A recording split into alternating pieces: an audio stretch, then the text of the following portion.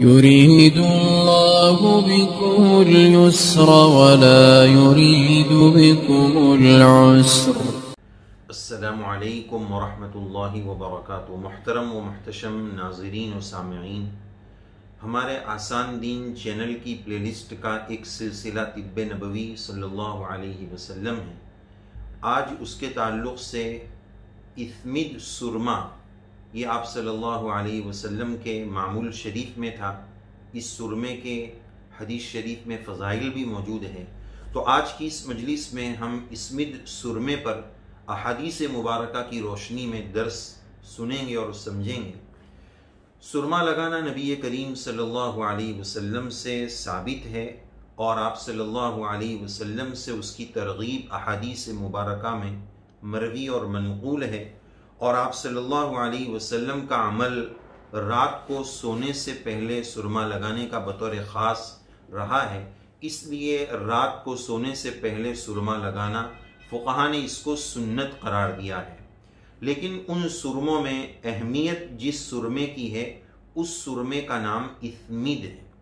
احادیث مبارکہ میں اس کی فضیلت میں یہ بات ملتی ہے کہ یہ آنکھوں کو تیز کرتا ہے، پلکوں کو، جو آنکھوں کی پلکیں ہیں، اس کو اگاتا ہے، اور آنکھ کی گندگی دور کر کے آنکھ کو صاف کرتا ہے۔ یہ اثمد سرمے کے فضائل احادیث مبارکہ سے اس کا ثبوت ملتا ہے۔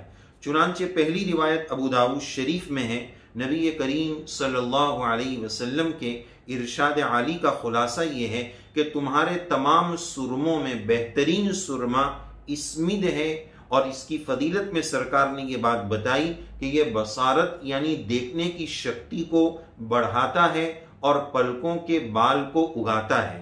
یہ ابو داؤد شریف کی روایت کا خلاصہ ہے۔ روایت کا نمبر ہے 3878، 3878۔ دوسری روایت طبرانی اوسط میں موجود ہے، نبی کریم علیہ السلام کا ارشاد گرامی، علیکم بالاثمد، تم پر اثمد سرما ضروری ہے۔ اور پھر آپ نے اس کی فضیلت بیان فرمائی کہ یہ گندگی کو دور کرتا ہے، آنکھ کو صاف کرتا ہے۔ نمبر 3، ابن ماجہ شریف میں روایت موجود ہے، اس میں اوپر والی روایت کے مقابلے میں ایک لفظ کا اضافہ ہے، علیکم بالاثمد عند النوم، سوتے وقت اثمد سرمے کو لازم کر لو۔ اور روایت کا نمبر ہے 3496۔ نمبر 4، چوتھی روایت بھی ابن ماجہ شریف میں موجود ہے۔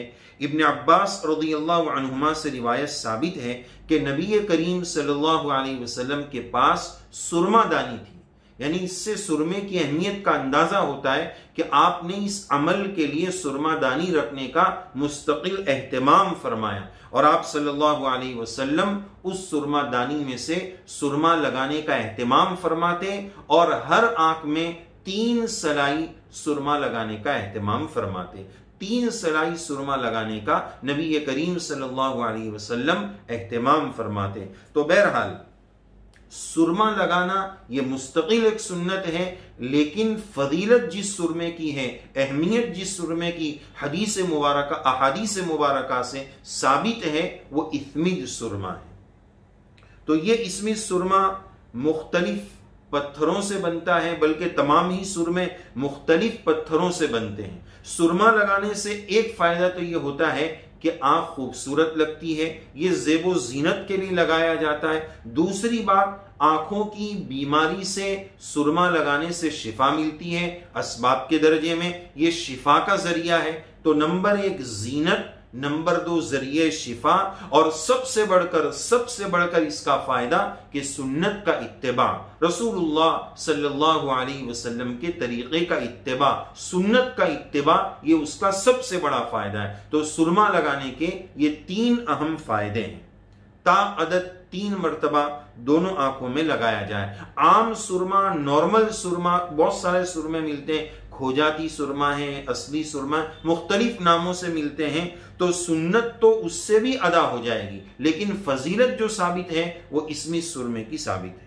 یہ اثمد سرما سیاہ اور سرخی، کالا اور لال، ان دونوں کے بیچ کے رنگ کا ہوتا ہے، اس طرح کا اثمد سرما ہوتا ہے۔